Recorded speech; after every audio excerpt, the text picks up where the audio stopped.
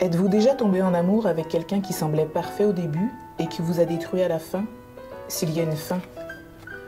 Malheureusement, les relations avec un manipulateur ou une manipulatrice sont plus graves qu'on ne le pense. Comment une relation aussi destructrice peut-elle s'installer? Isabelle Nazaraga vous en parle dans son livre « Les manipulateurs et l'amour ».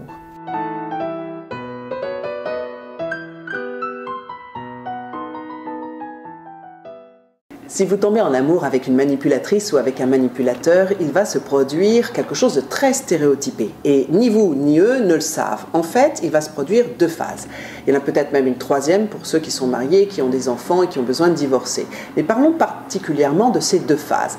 La première, c'est la phase de séduction. Or, c'est une phase d'emprise. Là, tout est parfait. Et je dis bien le mot parfait parce que c'est très étonnant à quel point c'est parfait. La femme manipulatrice va se montrer absolument généreuse de son temps et va se montrer extrêmement disponible et tolérante.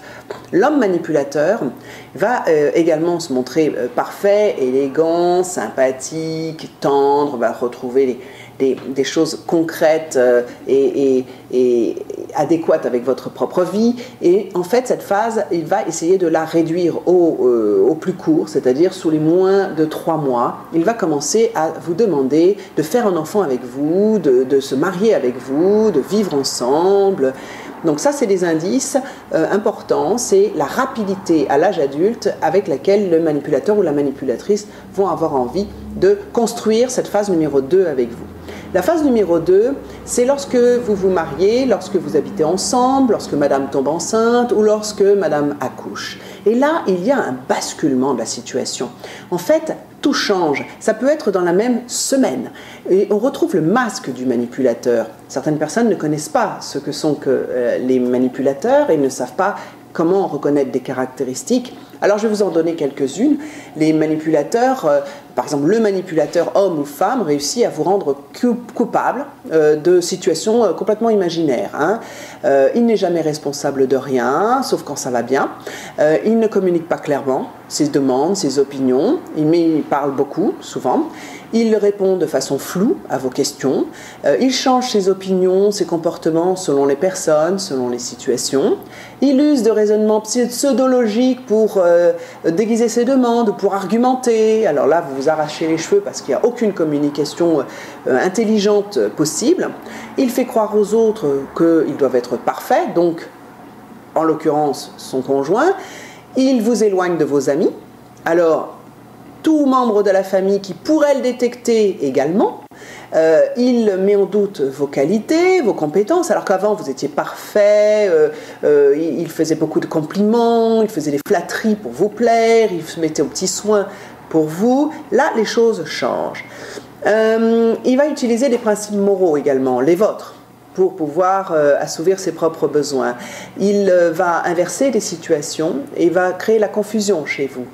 Il est jaloux. Je ne parle pas de jalousie sexuelle, probablement, certainement fréquente, mais c'est la jalousie de vos réussites. C'est la jalousie ici de l'affection qu'on peut vous porter, l'affection de vos collègues, l'affection de vos proches, de vos amis. C'est une personne qui va progressivement commencer à vous faire penser que vous n'êtes pas adéquate, que vous avez un problème, que vous ne savez pas faire, que vous n'êtes pas intelligent, que vous n'êtes pas compétent. Et progressivement, ça va agir sur votre psychisme. Et vous allez commencer à douter très sérieusement de vous. Vous allez commencer à vous sentir laid ou laide. Vous allez commencer à penser que vos amis ne vous aiment pas, que les gens sont simplement intéressés, qu'heureusement que l'autre est là pour vous porter, vous supporter. Et progressivement, vous aurez aussi des troubles psychosomatiques assez graves, puisque la relation a des chances de durer. Si vous êtes dépendant affectif, on risque d'être dans le schéma de quelque chose qui peut durer des dizaines d'années. Si vous manquez de confiance en vous, là aussi, on a un terrain propice pour les manipulateurs, et eux, ils sentent très vite qu'ils peuvent aussi jouer avec vous. Si jamais vous avez ces informations-là, vous connaissez les manipulateurs, sachez qu'en 3 mois, vous avez la possibilité de détecter plusieurs de ces aspects-là. Et à ce moment-là, que faites-vous? Partez. Partez ou faites-le partir. Mais coupez la relation très vite, sans explication. Un manipulateur, ça ne change pas. Un manipulateur n'aime pas. Un manipulateur, ça s'attache, mais il n'aime pas.